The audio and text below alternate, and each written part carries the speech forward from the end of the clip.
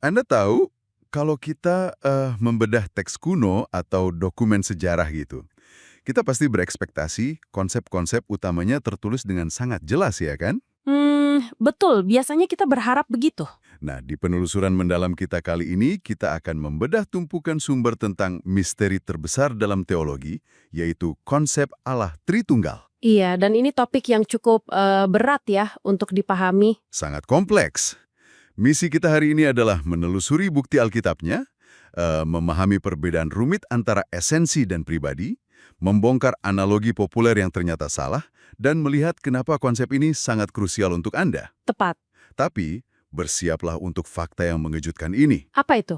Kata Tritunggal itu sendiri, nah ini uniknya, sama sekali tidak pernah muncul di dalam Alkitab loh. Iya, ketiadaan kata itu justru mengarahkan kita pada sebuah pola wahyu yang sangat terstruktur ya sebenarnya. Maksudnya, wahyu yang terstruktur itu gimana? Jadi sumber-sumber kita menunjukkan kalau konsep ini tuh bukan doktrin instan yang ya tiba-tiba jatuh dari langit gitu. Ini pewahyuan progresif.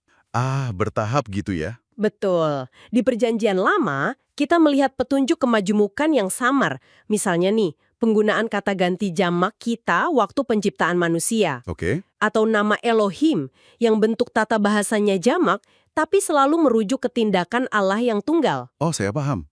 Dan bayangan samar itu tiba-tiba menjadi sangat tajam di Perjanjian Baru kan, khususnya di momen pengbaptisan Yesus. Nah, itu momen kuncinya. Iya, saya membaca catatan peristiwa itu dan menyadari ketiganya hadir bersamaan secara harfiah.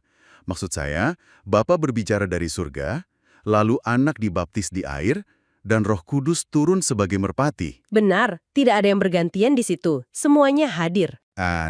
Dan bahkan ketika Yesus memberi perintah untuk membaptis dalam nama, nah kata aslinya di situ menggunakan bentuk tunggal loh. Tapi langsung diikuti oleh 3 subjek. Tepat, Bapa, Anak, dan Roh Kudus.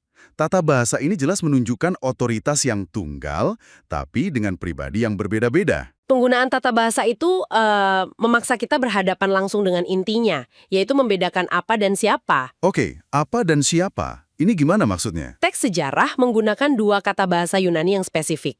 Ada usia, yang berarti hakikat dasar.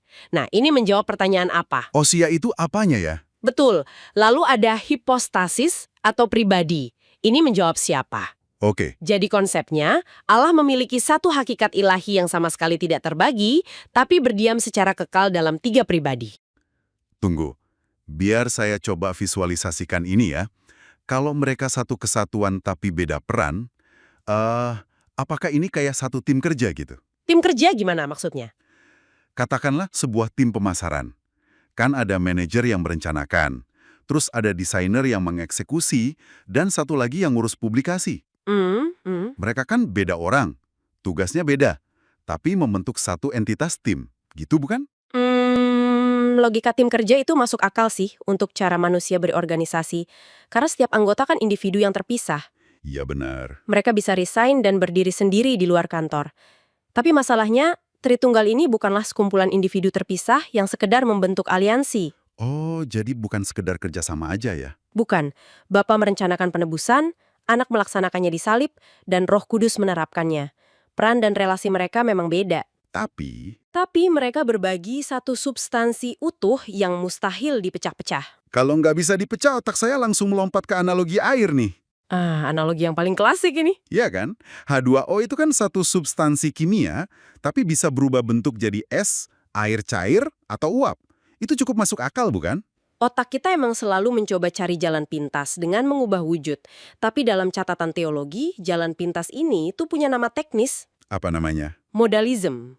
Analogi air itu fatal karena mengibaratkan Allah sekedar berganti mode. Atau kayak memakai topeng yang berbeda-beda gitu ya? Nah iya, padahal ingat peristiwa baptisan yang Anda soroti tadi kan? Oh iya, mereka berinteraksi barengan. Tepat. Mereka berinteraksi secara simultan. Air kan nggak mungkin berwujud es dan uap di satu titik waktu yang sama persis. Bener juga sih.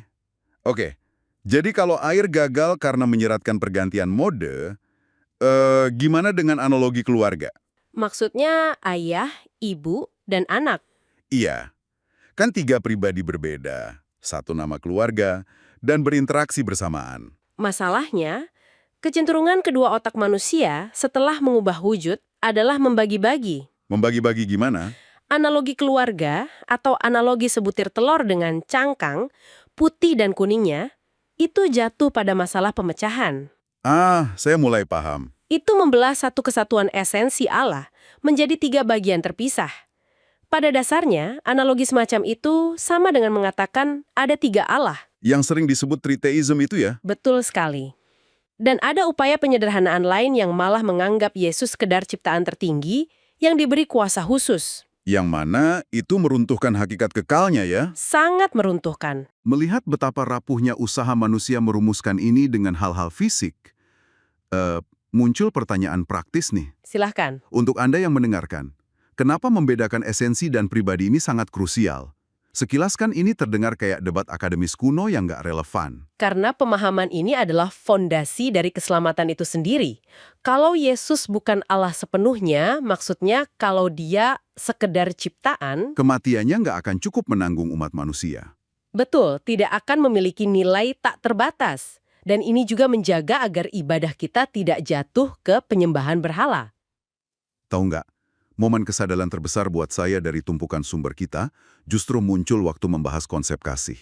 Bagian relasionalnya. Iya, dikatakan bahwa hakikat Allah itu adalah kasih. Tapi kalau sebelum penciptaan alam semesta, Allah itu sendirian secara mutlak, dia mau mengasihi siapa? Kasih selalu menuntut adanya objek relasional. Nah itu dia.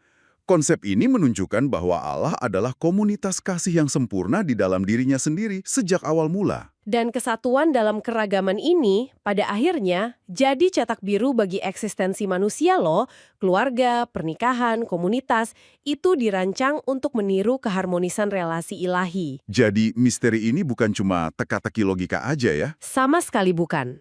Luar biasa. Jadi kami akan meninggalkan Anda dengan satu pemikiran ini.